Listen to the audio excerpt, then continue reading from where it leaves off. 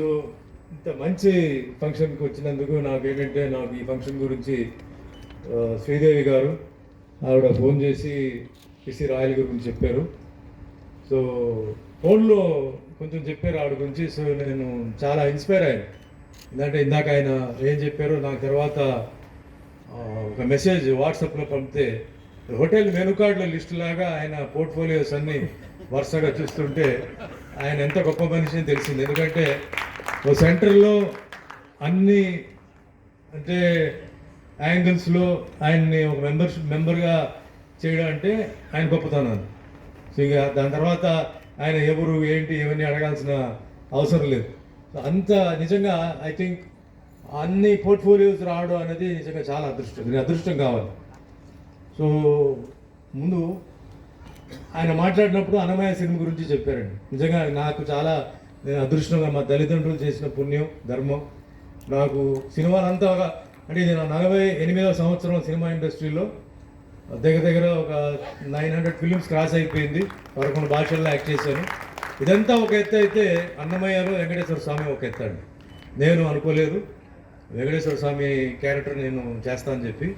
మరి తిరుపతికి చెందినవారే నిర్మాత కీర్తిశేషులు దొరసామరాజు గారు, ఆయన రాఘవేంద్ర గారు ఇంటికి వచ్చి మీరు ఇది చేయాలన్నారు. నేను చెప్పాను మీరు అడ్రస్ కరెక్ట్గా చూసి వచ్చారని అడిగారు.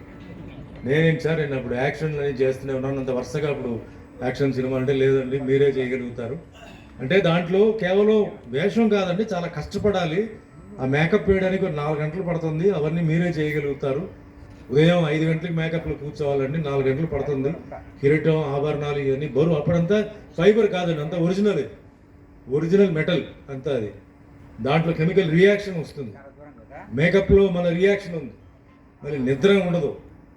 నేను ఏం చేశానంటే అంటే అప్పట్లో ఒక రామారావు గారు ఏంటంటే ఆయన చాలా నిష్టగా చాలా చేశారని చెప్పి ఆయనలో 10% అంటే కాళ్ళకు చప్పలు వేయకుండా కింద నేల మీద పడుకొని వెజిటేరియన్గా ఫ్యామిలీ వైఫ్ దూరంగా 8 నెలలు పాటించాను.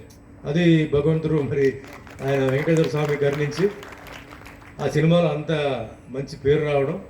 దాని తర్వాత president of India Shankar Dayal Sharma గారు అప్పుడు ఆయన వెంకటేశ్వర స్వామి భక్తుడు. ఈ సినిమా గురించి ఎవరో చెప్తే ప్రింట్ పంపిస్తే ప్రింట్ కాదు నాకు వెంకటేశ్వర స్వామి ఎవరు యాక్ట్ చేశారు ఆయన రమ్మని చెప్పండి, ఆయనతో పాటు నేను సినిమా చూడాలని చెప్పి రాష్ట్రపతి భవన్లో సిబిఐ డైరెక్టర్ ఒక Karthikeyan, chief of army navy air force వాళ్ళతో కూర్చొని మేము సినిమా చూసి ప్రెసిడెంట్ ఆఫ్ ఇండియాతో బ్రేక్ఫాస్ట్ లంచ్ చేసుకుని ఈవినింగ్ టీ తాగేసి వచ్చాను.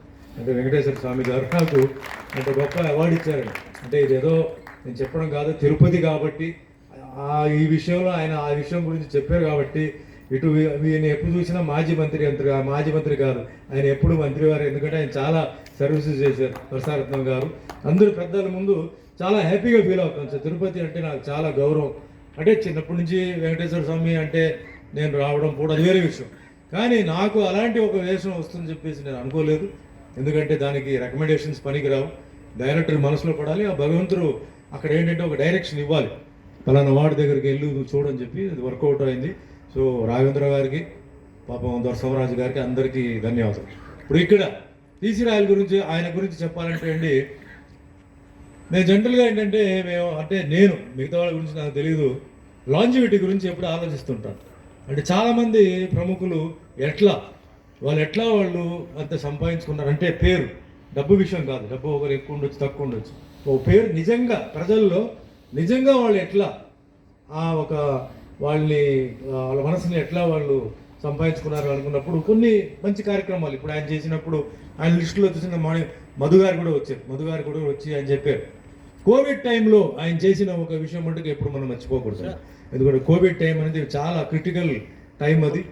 ఆ టైంలో ప్రతి ఒక్కరు అంటే పాపం అసలు ఉక్కిరిబిక్కిరి అయిపోయారు. అలాంటి టైంలో ఆయన ఎంత చేశారు అనేది పాయింట్ కాదు, ఆయన చేశారా లేదా ముఖ్యంగా తిరుపతిలో. తర్వాత ఆయన గురించి అన్నీ చెప్పారండి.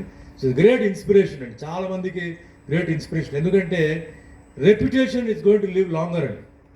మనం పోయిన తర్వాత మన రెప్యుటేషనే మన ఫ్యామిలీకి ఏంటంటే మనం ఏం చేసాం, మనం ఎలా ఉన్నాం అనేది అది చాలా ఇంపార్టెంట్. అది వదిలేసేయడమే చాలా ఇంపార్టెంట్. సో అలా ఆయన ఏంటంటే ఒక సాలిడ్ ఫౌండేషన్, ఆయన రెప్యుటేషన్ ఒక సాలిడ్ ఫౌండేషన్ ఆయన చేయడం కూడా ఆయనకి అదృష్టం రావాలి, ఆ భగవంతుడు ఆయనకి ఇచ్చారు. అండ్ ఎన్నో కార్యక్రమాలు ఇందాక చెప్తుంటే నిజంగా ఆశ్చర్యంగా ఉంది. ఎన్ని చేశారు ఆయన వన్ మ్యాన్ షో. అండ్ గతం తీసుకున్నప్పుడు ఆయన ఎక్కడి నుంచి లైఫ్ స్టార్ట్ చేశారు, ఆయనకి ఏంటి జీరో బ్యాక్గ్రౌండ్ నుంచి ఈరోజు is crossed such a heavy level అనమాట. అఫ్కోర్స్ డెఫినెట్లీ ఇంగ్లీష్లో అంటారు కదా, నో పెయిన్ నో గెయిన్ అంటారు. చాలా కష్టపడి ఉంటారు, కష్టాలు లేకుండా ఏదో ఫ్లూక్ హార్స్ కాదండి. సో నిజంగా మీ ఇన్స్పిరేషన్ యూత్ అందరికీ రావాలి. అండ్ మీలాగనే ఒక పాయింట్ ఫోకస్ పెట్టుకొని ప్రతి ఒక్కరు వెళ్ళాలి. అండ్ తిరుపతికి ఇంకా మీ సేవలు ఇంకా జరగాలని ఆ భగవంతుడు మీకు ఆశీర్వాదం ఇవ్వాలి. మీరు ఇంకా ఏదో ఎడ్యుకేషన్, మెడికేషన్, ఇండస్ట్రీస్ అన్నిట్లో మీరు ముందుకు రావాలండి.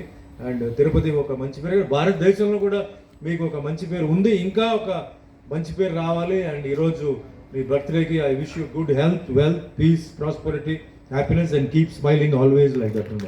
థ్యాంక్ యూ అండి.